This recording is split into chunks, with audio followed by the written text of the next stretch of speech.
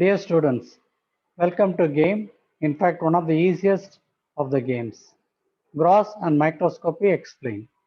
This shall be exactly the structure that will be focused for you people under the microscope.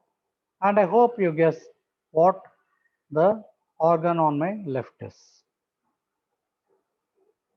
Cysticercosis. It is a university short note in pathology, a slide, an MCQ, etc. But a definite university question and an essay in parasitology. The definition of a cyst is a bladder-like translucent vesicle. It can form part of a parasitic cycle. It was discovered in the parasitic cycle in the 17th century. It is composed of two parts mainly, namely the vesicles or the bag-like structure and a scolex or head. The vesicle itself is made up of three different layers, namely an outer cuticular mantle, middle epithelial cells, and an invaginated scolex. These are the three parts of it we shall just remember. By the way, the vesicle itself is a fluid-filled cyst or a sac.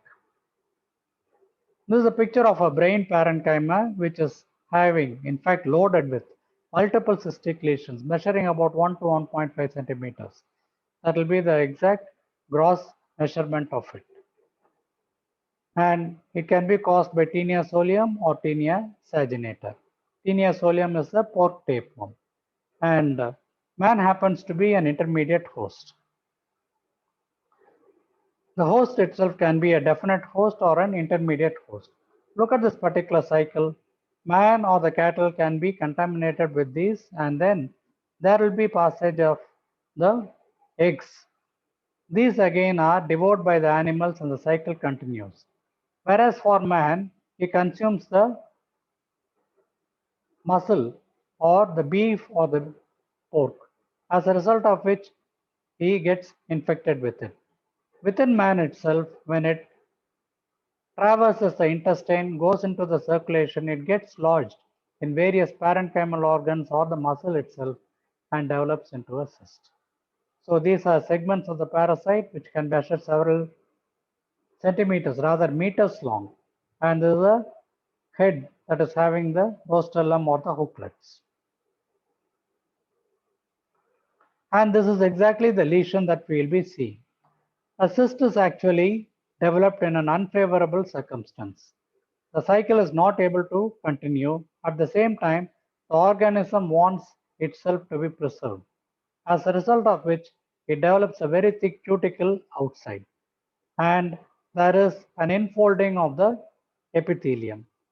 It develops what is called as a thick chitinous lining. Chitin is skin. So it has got such a lining over here. And ultimately the lumen develops a holy leaf-like pattern. A holy leaf-like pattern will be having an irregular lumen. If we are lucky enough, we may be seeing a scolex, that is the head part of it, along with the hooklets.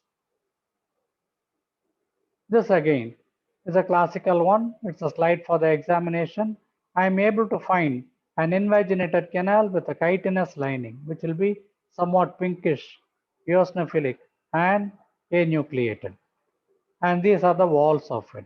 Externally, there can be an outer chitinous lining that can be seen. So this is called as a holy leaf-like pattern. Compare this leaf with this, you find that the outlet of the lumen is more or less similar to the holy leaf. And as I told you, if you are lucky enough, you can see the scolex of the head along with the rostellum and the hooklets. Now in this particular cycle, what happens is, from man you find that there can be a contamination and then the cycle continues in these animals. In cow it is a Tinea saginata, whereas Tinea solium in the pig, the pork tapeworm.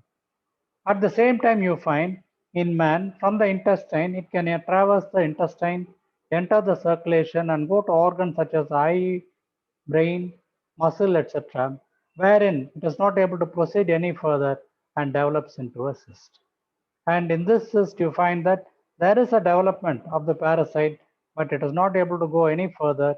It encircles itself in a very thick walled cyst, and there is an invagination.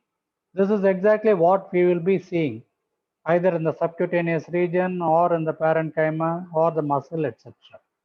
Look at this. So the outer pericyst has been removed and the inner cyst is somewhat translucent with invagination. Many a great person has been diagnosed with brain tumor, but ultimately it turned out to be a case of cysticercosis. See you in game 42.